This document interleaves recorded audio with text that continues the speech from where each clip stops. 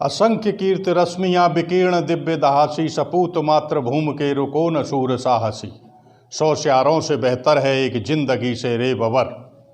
नमस्कार दोस्तों, मैं doctor Choubey, motivational speaker, poet and writer. हमेशा इसी तरीके के वीडियो जो मैं आपके लिए डालता हूँ, कमेंट्स जिस तरीके के आपके आते हैं उसी तरीके का मैं नया वीडियो डालता हूँ। लेकिन आज आप लोगों को एक चेतावनी देना चाहता हूँ। आप किसी भी क्षेत्र में हो, युद्ध के मैदान में हो या खेल के मैदान में हो, पढ़ाई के क्षेत्र में हो या कॉम्पिटिटिव स्टूडेंट्स हों, व्यापारी हों अथवा किसी भी क्षेत्र में हों, लेकिन एक बात हमेशा आपको ध्यान रखना है, डर के आगे जीत है। एक सबसे बड़ा उदाहरण आप अपने महाकाव्य का देखिए कि डर जब मोह से ग्रसित हो जाता है तो मोह सकल व्याधिन कर मूला।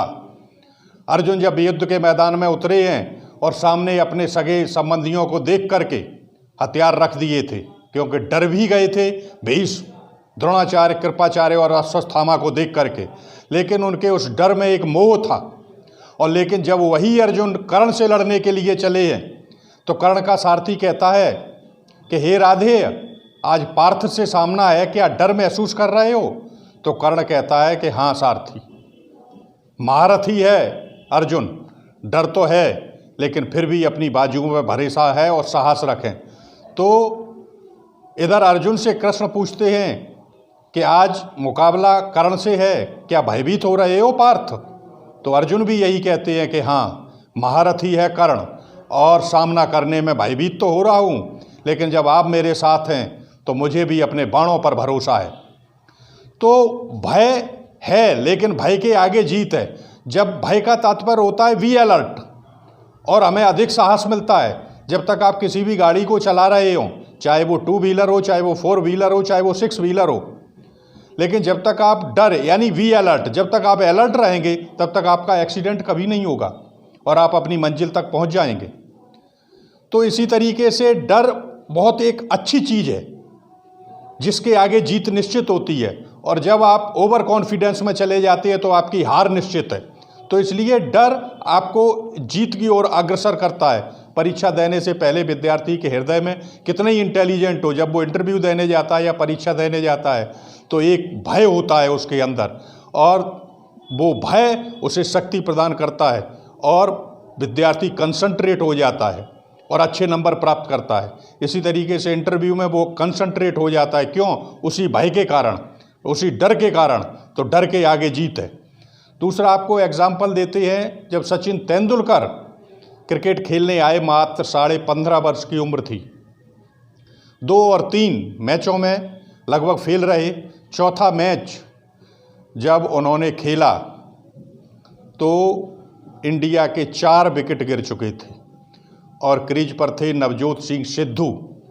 और नवजोत सिंह सिद्धू के साथ खेलने के लिए जब 5वें नंबर पर सचिन तेंदुलकर को भेजा गया तो सामने बॉलिंग कर रहे थे शकलिन मुश्ताक, जो वर्ल्ड के माने हुए ऑलराउंडर थे और फास्ट बॉलर थे।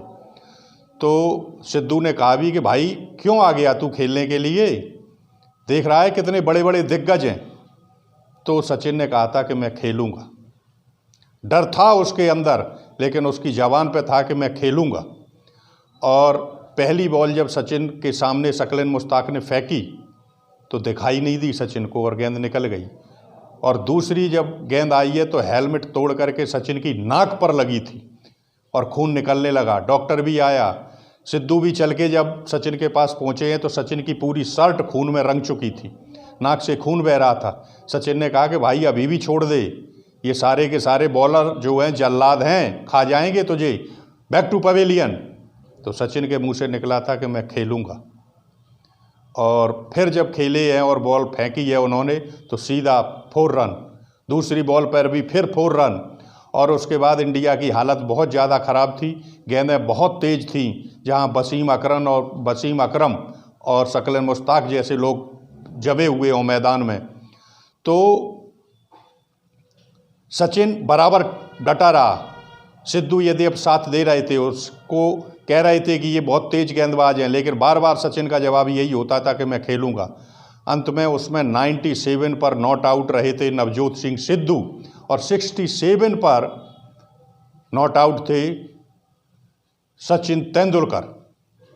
तो उसके बाद फिर कभी सचिन ने मुड़ करके नहीं देखा, उसका डर उसे जीत तक ले गया, क्योंकि डर के आगे जीत है। तो मेरा सभी लोगों से यही कहना है कि जब भी आप उठा करके देखेंगे, कितने भी बड़े बिजनेसमैन हुए, चाहे वो धीरू भाई अंबानी हों या टाटा बिरला हों, कोई भी हो, इन सभी के आगे जो है एक जीत का पैगाम बंधा हुआ था।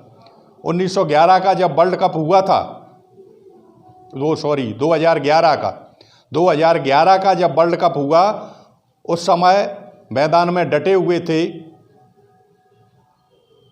अपने युवा गेंदबाज,